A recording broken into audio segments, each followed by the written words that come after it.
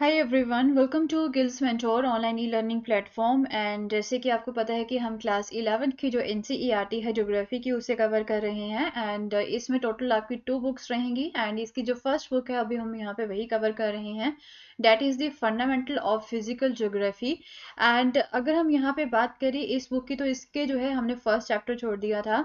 After that जो है हमने सेकेंड चैप्टर के बारे में डिस्कस किया था, अर्थ के एवोल्यूशन के बारे में डिस्कस किया था, मून के एवोल्यूशन के बारे में डिस्कस किया था। देन जो है आपके पास आ जाता है interior of the earth, third chapter, right. Interior of earth के बारे में हमने देखा था, crust, mantle and core, 3 layers आ जाती हैं।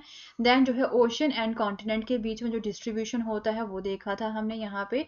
डिफरेंट तरह की कॉन्टिनेंटल ड्रिफ्ट थ्योरी जो है वो उनके बारे में डिस्कस किया था, जो डिफरेंट साइंटिस्ट ने यहाँ पे दे रखी हैं। एंड आफ्टर दैट जो है we had discuss about the landforms also, different जो लैंड फॉर्म्स हैं हमारी धरती पे, उसके बारे में डिस्कस किया था। देन जो है जियोमॉर्फिक प्रोसेसेस होते हैं यहाँ पे जिनकी वजह से लैंडफॉर्म्स बनती हैं, राइट। ये जियोमॉर्फिक प्रोसेसेस की वजह से देखा था। देन सेवंथ जो चैप्टर है, राइट, उसमें अगेन हमने जो है लैंडफॉर्म्स देखी थी। बट कौन सी लैंडफॉर्म्स देखी थी? ये जो टेम्परेरी लैंडफॉर्म्स होती हैं ना, उनके बारे में डिस्कस किया था, जो कि कुछ ही समय के लिए रहती हैं एंड इन जियोमॉर्फिक प्रोसेसेस की वजह से जो है वो बनती हैं। देन जो है सोलर रेडिएशन के बारे में डिस्कस किया था, बहुत ही इंपॉर्टेंट टॉपिक है, जिसमें इंसोलेशन क्या होता है, इंसुलेशन का कॉन्सेप्ट जो है वो हमने डिस्कस किया था।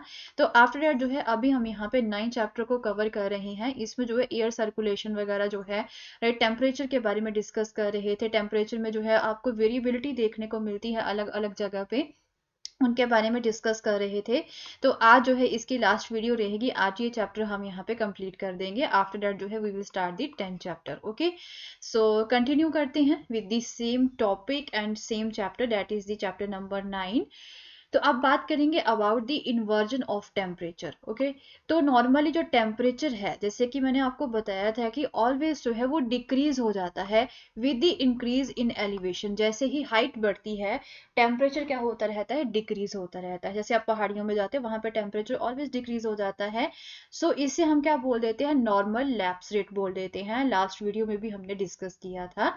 So at time this situation is reversed and the normal lapse rate is inverted, right। कभी ऐसा भी होता है कि जो सिचुएशन है वो रिवर्स भी हो जाती है, जो नॉर्मल लैप्स रेट हो जाता है वो क्या हो जाता है? इन्वर्ट हो जाता है। इसे हम इन्वर्जन ऑफ टेम्परेचर बोल देते हैं। ओके, सो हाउएवर जो ये जो इन्वर्जन होता है, ये जो रिवर्स होता है यहाँ पे सिचुएशंस, ये बहुत ही शॉर्ट ड्यूरेशन के लिए होती हैं, बहुत ही कम समय के लिए होती हैं, बट क्वाइट कॉमन होती हैं ये, ठीक है।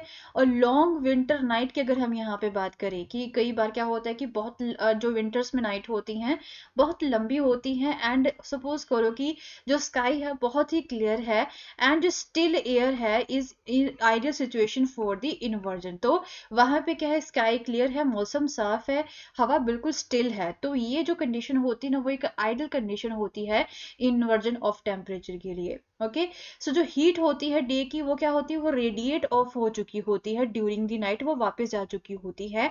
And bye early morning hours, ठीक है, जो अर्ली मॉर्निंग आवर्स होते हैं, जो अर्थ है वो क्या होती है? वो ठंडी होती है देन द एयर अबव, जो हवा जो होती है ना उससे ठंडी होती है धरती, ठीक है। तो जो पोलार एरियाज होते हैं, राइट, वहां पे जो टेम्परेचर इन्वर्जन है वो नॉर्मल है थ्रू आउट द ईयर, ठीक है। पूरे साल जो है वहां पे आपको पोलार एरियाज पे जो है टेम्परेचर इन्वर्जन जो है वो देखने को मिलेगा ही मिलेगा।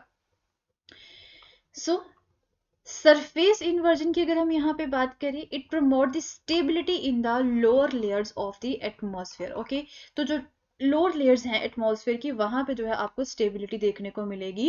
And smoke and dust particles क्या होते हैं? वो जो है कोलेक्ट हो जाते हैं beneath the inversion layer, right. Inversion layer के नीचे जो है वो स्मोक एंड डस्ट पार्टिकल्स जो है इकट्ठे हो जाते हैं एंड जो है वो हॉरिजॉन्टली, ठीक है, इस तरह से जो है वो स्प्रेड हो जाते हैं। इसे हम हॉरिजॉन्टली बोलते हैं to fill the lower strata of the atmosphere. Atmosphere का जो लोअर पार्ट होता है ना, उसे ये फिल कर देते हैं। तो आप देखते हो अभी सर्दियों का भी मौसम है, तो मॉर्निंग्स में जो है ना बहुत ज़्यादा डेंस फॉग आपको देखने को मिलती है, धुंध देखने को मिलती है। तो ये कॉमन अक्रेंसेज है specially during the winter season के समय पे।